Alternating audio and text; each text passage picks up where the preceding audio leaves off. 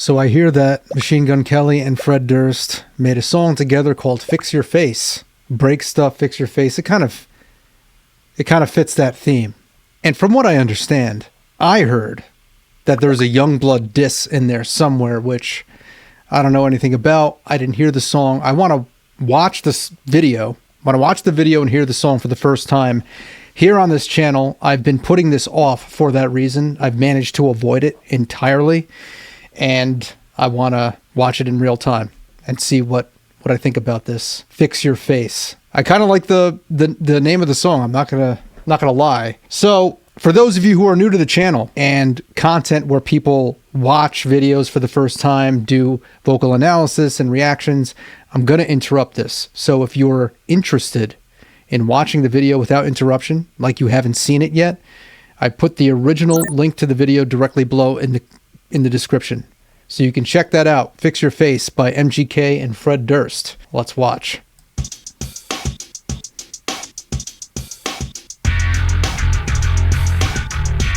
That's right, motherfucker. I mean, it kind of already has like a Nookie vibe to it.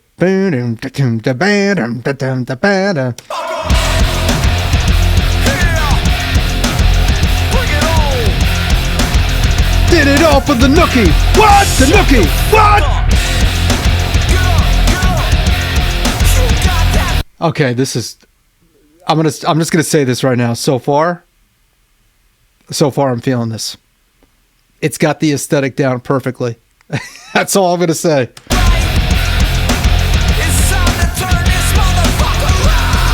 Sometimes I need alone time, but for this one time I'm all over your ass like cum drying. I heard that they don't like me, that's fine, cause we don't like y'all, and we not like y'all. I'm done trying, I tried dying enough times. 8 lives, I used all those, I'm on 9. What's up here? If we all really stuck here, is there anybody else who doesn't give a fuck here? Yeah. Mickey Mouse kids turn rock stars, leaving private schools trying to be outlaws. Oh man. All right. Okay, let me just say this. I have not been a big fan. I'm going to tell you this right now. I have not been a big fan of the music that MGK has put out in the past several years.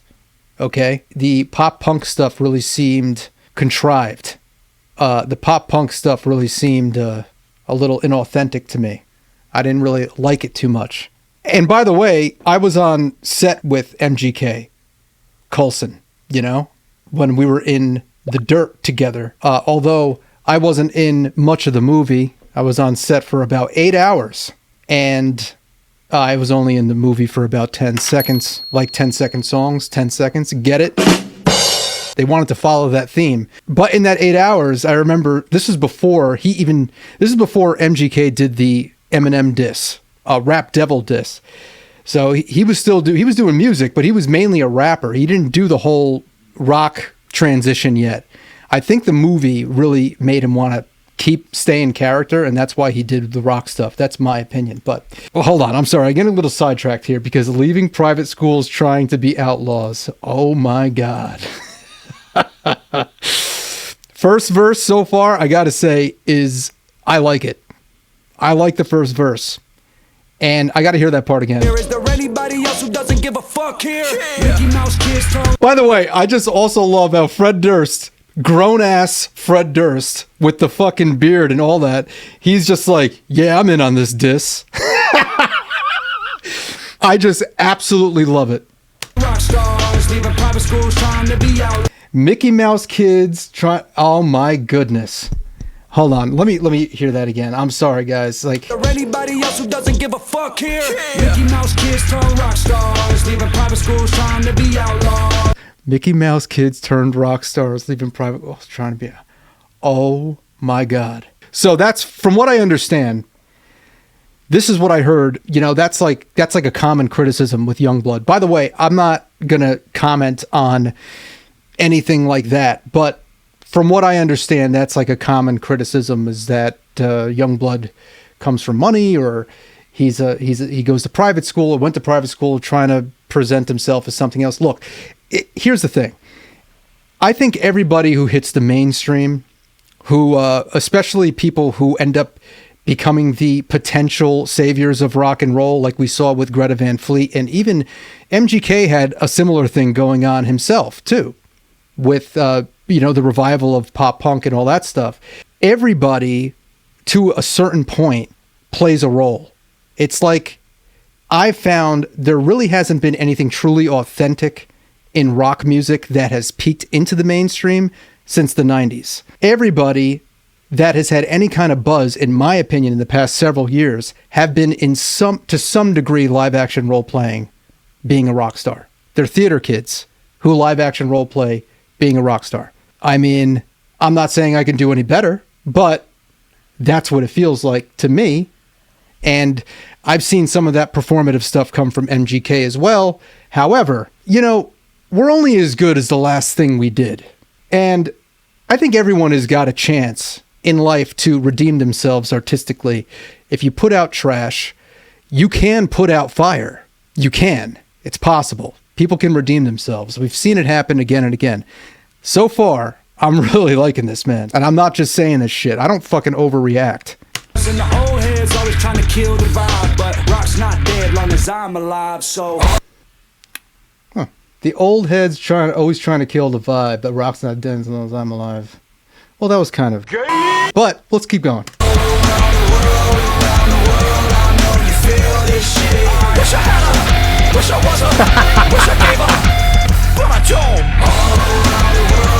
That's okay, though. We can, a little cringe stuff here and there.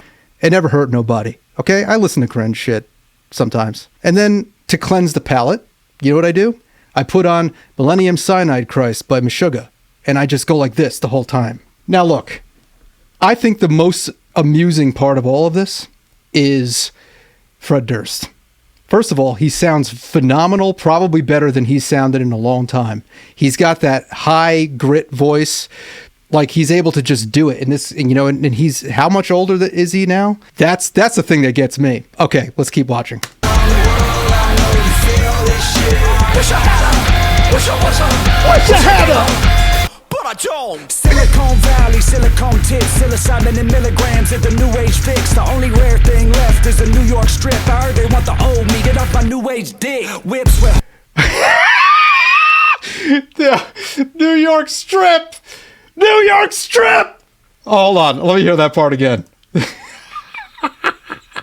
The only rare thing left is the New York strip.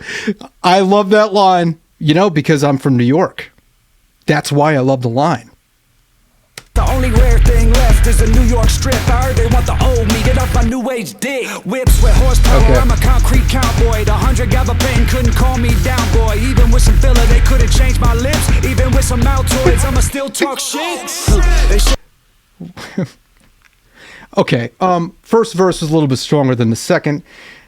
However, the vibe it's still the same. I'm enjoying this. Let's go. They never gave me money. Should've kept me in the house like it's 2020. Cause I'm back outside, ain't got nothing to do except piss y'all off. Cause I got nothing to lose. So all around the world, I know you feel it. I'm kind of actually hearing a little, that chorus right there. All around the world. It kind of reminds me of Beck. A little bit. I'm a loser, baby, so why don't you kill me? Wish I had her, wish I was her, wish I gave her, but I don't. All around the world, I know you feel this shit. Wish I had her, wish I was her, wish I gave her, but I don't. But I don't. But I don't. Yeah, when you talk to me, face that fucking face. Yeah, motherfucker. Okay, I gotta say, man. So I really like the video because the video is just so spot on. The energy, it's like it's got the 90s, late 90s, early 2000s energy. But damn, they could have had a slightly different instrumental that didn't sound just like Nookie. Because this could have been, I still think it's cool. Don't get me wrong, but that's the only criticism I have, aside from some of the lyrics. That fucking face, yeah.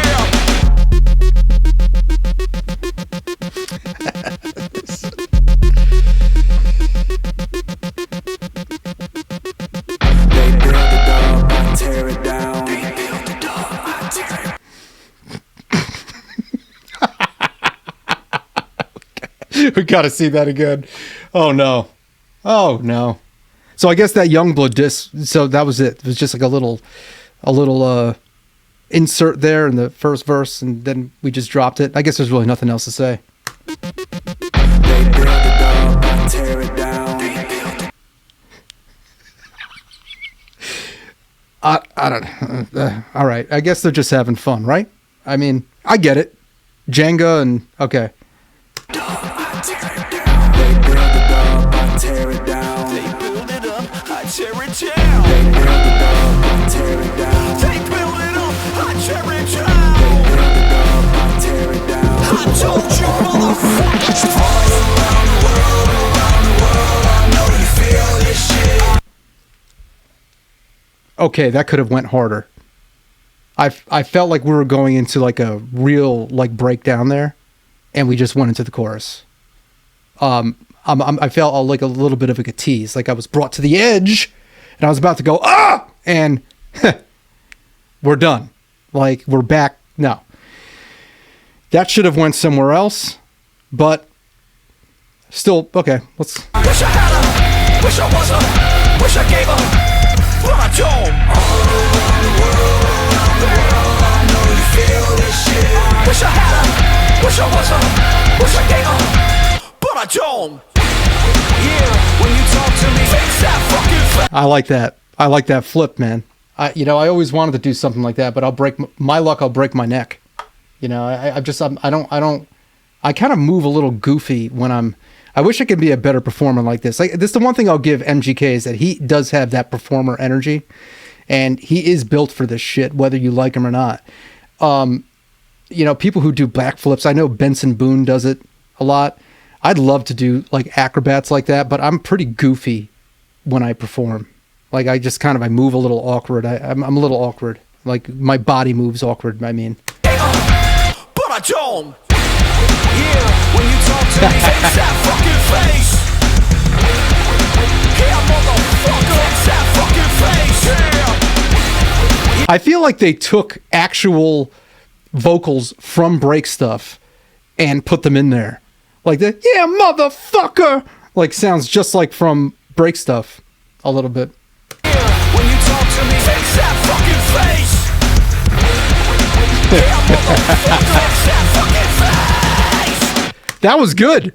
See, that's what I'm talking about. Fred Durst sounds better than to me, he sounds almost more controlled and better than he did back then. That's a good scream right there. Let's hear that again. Yeah, motherfucker, fix that fucking face. Fix that fucking face! You know? And that's like a really, really good, clean scream. Like, I remember Fred Durst when Limp Bizkit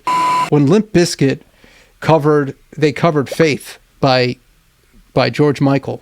And if you listen to the screams in Faith, those are like throat-tearing screams. This sounded a lot more clean. And what I will say about that is, before you sing vocals like this, it is very important that you warm up. So I've created a free warm-ups course that you could find directly below in the description. I really advise anyone who's watching this who does this kind of singing and screaming that you check this out. Check out my free course. It's there for you. How to warm up to sing anything you want.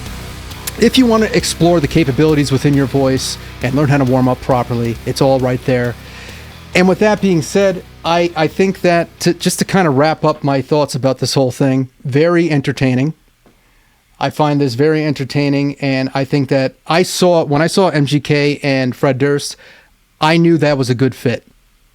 I knew that, like, this is something that I think is way more aesthetically, it fits better for someone like MGK than the emo stuff, like the pop punk stuff felt very forced to me.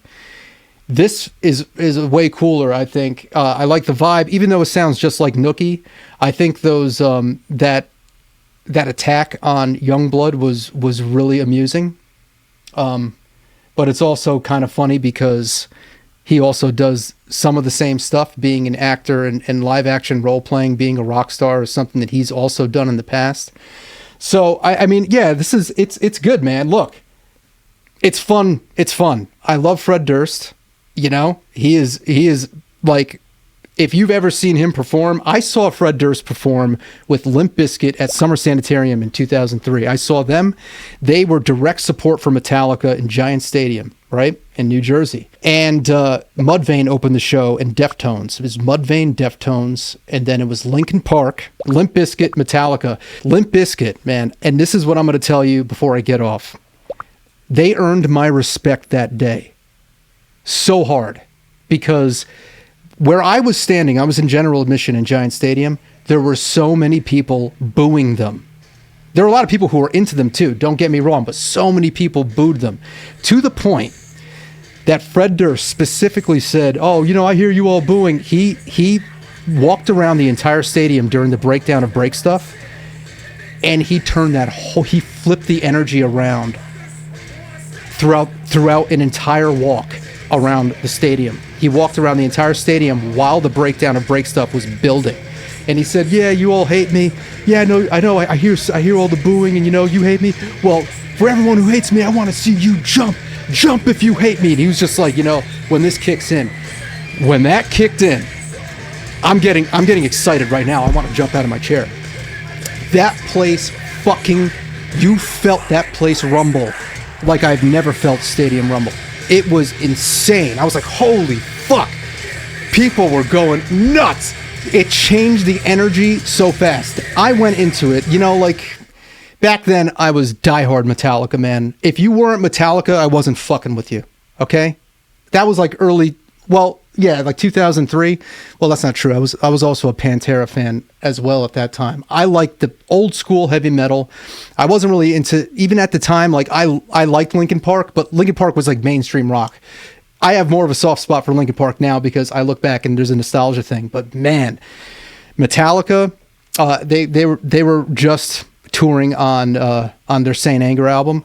So, which, by the way, those tracks sounded way better live than they did on the album. But man, I did not like Limp Bizkit. I wasn't really particularly a big fan, but they turned that around for me that day, you know, and that's what a fucking performer does. And, you know, that's just what it is. Sometimes you put out shit. Sometimes it has to prove itself in time. It grows on people. And other times people have to be like, they're unexpectedly convinced.